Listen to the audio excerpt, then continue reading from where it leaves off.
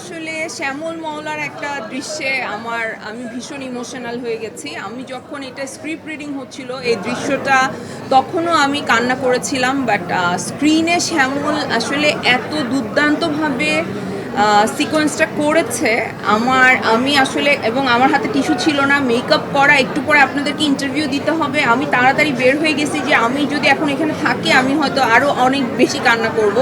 আমি বের হয়ে যে টিস্যু কালেক্ট করতে যাচ্ছিলাম, কিন্তু অসাধারণ। মানে আমি যখন স্ক্রিপ্ট রিডিং হয়েছে, যেই যেই জায়গায় আমি হেসেছি অডিয়েন্স সেখানে হাসছিল, যেই যেই জায়গায় আমার চোখ ভিজে গেছে সেই সেই জায়গায় আমি দেখতে পাচ্ছিলাম আশেপাশে সবাই চোখ মুছছে, কারো কারো ভারী নিঃশ্বাস। তো আমার তো ভীষণ ভালো লেগেছে, এবং আমার যেই যেই জায়গায় হাততালি দিতে ইচ্ছা হয়েছে সেই সেই জায়গায় অডিয়েন্সও হাততালি দিচ্ছিল।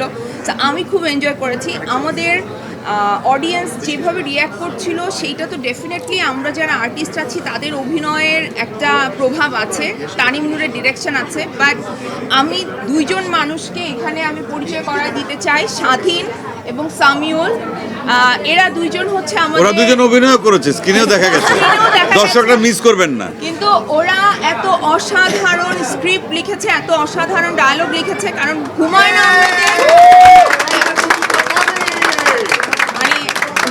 আহমেদের গল্পকে কোনো কিছু থেকে, মানে হুমায়ুন আহমেদের গল্পের সাথে কোনো কিছু অ্যাড করার সাহস ওরা করেছে, এবং সেইটা করে তারা আসলে সেইটাকে এনহ্যান্সই করেছে। So thank you. আমি একজন হুমায়ুন ভক্ত হিসেবে ওদের কাছে গ্রেটফুল যে ওরা আমাকে ডিসঅ্যাপয়েন্ট করে নাই। আমি ভীষণ খুশি, মানে আমি সত্যি অনেক অনেক আনন্দিত, আমার ভীষণ ভালো লেগেছে। আমি তো ভীষণ এনজয় করলাম। আমি তো এসে দেখলাম আমরা সিট পাইনি, আমি আর আমার পরিচালক নিচে বসে দেখলাম। ওরা পরে যারা আসছে সিঁড়িতে বসে দেখছে। আমি ভীষণ ভীষণ আনন্দ লাগছিল আমার, কারণ আমরা তো কাজটা করে আসছি, সামনাসামনি দেখিনি। আমার মনে হয় যে বাদনাপুর যেরকম ইমোশনাল হয়ে যাচ্ছিলো, আমি দেখছি সবার খুব আসলে যারা সিনেমাটা দেখছে আমার মনে হয় যে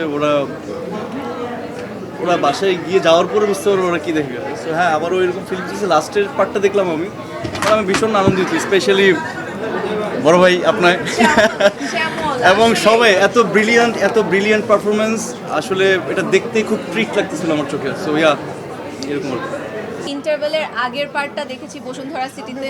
তো ওই সময়টা হচ্ছে আমি একা দেখেছিলাম, এবং আমি দর্শকদের সব রিয়াকশন অবজার্ভ করছিলাম। এখন ইন্টারভেলের পরে হচ্ছে যেহেতু আরও ক্রিটিক্যাল মোমেন্টগুলো আছে, সো সব কিছু মিলিয়ে খুবই ভালো লাগছে। আমি খুবই অভিভূত, দর্শকদের প্রতি কৃতজ্ঞতা জানাচ্ছি যে তারা, আমার মনে হয়েছে যে দর্শকরা পছন্দ করেছে ছবিটা, কারণ আমরা হলের মধ্যেই আমরা সেটা ফিল করছিলাম, দর্শকদের রিয়াকশান যেটা চঞ্চল ভাই বললেন, এবং এটা দারুণ ছিল। এবং আসলে আমরা সবাই একটা টিম হয়ে কাজ করেছি, এবং আমার মনে হলো যে দর্শকরা যখন তাদের যেই রিয়াকশন সেটা দেখে মনে হলো যে আমাদের সবার পরিশ্রম সার্থক হয়েছে।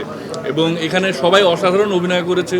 আমাদের সাথে যারা কাজ করেছে, শুধু তো অভিনয় না, একটা সিনেমাতে তো চিত্রনাট্যকার আছে, এডিটার আছে, আর্ট ডিরেক্টর আছে, আরও যারা কলাকুশলী বিভিন্ন আছে, প্রত্যেকে তারা তাদের মানে অসম্ভব পরিশ্রম করেছেন। এবং আমরা এটা কমপ্লিটলি টিম ওয়ার্ক ছিল, যেটা আমি আগেও বলেছি। তো কাজেই দর্শকদের এই রিয়াকশন আসলেই পরিচালক হিসেবে তো অবশ্যই আমি অভিভূত।